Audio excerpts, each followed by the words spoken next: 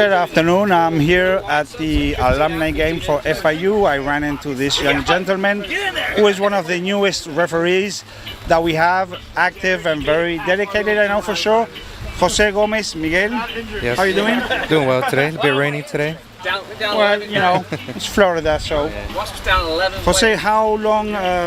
It's always nice to see a young referee. Why did you decide to give us a little bit of your background first, of your rugby background? Where did you play? How long? Well, I started off playing in Boynton Beach with Sean Simon for high school. I played for about 2 years, and after that, I kind of just stopped playing. So I wanted to continue giving to rugby, and so I became a ref. Why did you stop playing? Just because I didn't have a team. Sir, could you, if you don't mind, we're live here on ESPN. All right. Thank you. So after high school, I pretty much couldn't find a team. Okay. I mean, I'm pretty sure there's plenty of teams out there, but instead of playing, I wanted to give time to reffing. You should have gone to my website and see what teams were around, you know? Yeah, but well, I mean, that's fine. I mean, it's a nice way to stay in contact with the game. How long have you been reffing? I started reffing back in 2019, I believe, but right before the pandemic. Okay. So I got a few games in, then the pandemic hit. But thankfully, last season, I came back to ref since everything, loosened up. How was it, like your first game, the first game you ref? How did that feel? Well, my first game. It must be weird, right? Oh yeah. The first time. First game ever I did was a Boynton Beach game, actually, because I was close to Sean Simon. He wanted a ref out there, so we had a few scrimmages there with other local teams, and it was really tough at first. Understanding that you're in charge, trying to make sure everybody is safe, making sure, the team understands what you want from them. But I believe after that first game, after the first few games, I started to get the hang of it. So how do you and how much effort do you put into like keeping current of the changes in the laws and actually learning all the laws? Because learning them is one thing on the field, applying them is another one, right? Yeah. Well, during the pandemic, I really slacked off, but coming back, I wanted to start reading more into the rules. I attended the most recent meeting with the referees, so there was a lot of information there that a whole bunch of local referees, people I know, we all pretty much discussed the new rules, talked about our consistency as referees moving forward. And I think that was very useful for all of us in general, for referees. Well, we're having a little bit of interference here because it's raining, so we're under the tent here, doing our best. So bear with us.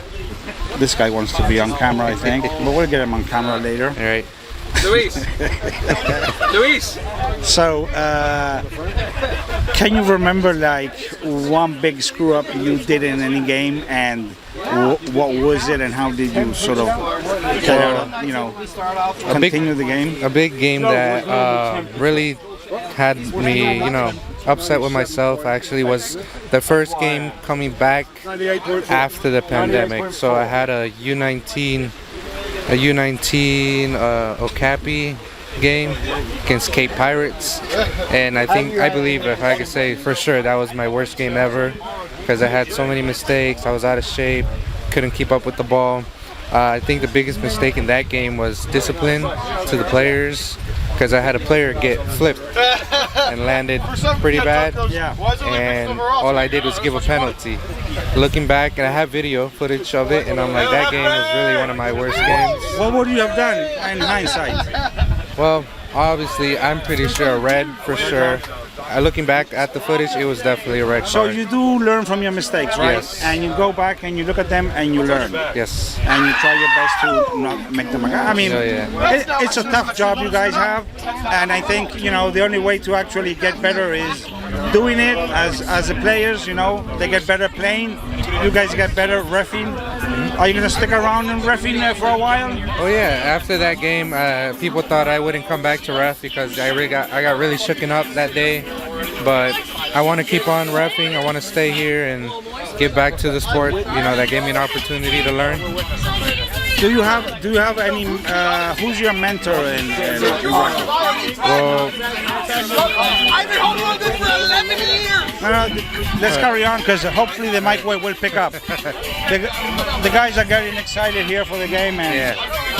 Well, a lot of mentors. I'd say like Roy. You know, he's a really good referee back then. I try to keep in contact with him. oh my God, John really.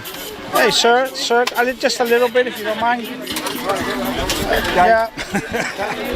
Yeah, good. All right. Well, Challenging. yeah, I try to stay in contact with some referees, like for example, like Pancho Lopez.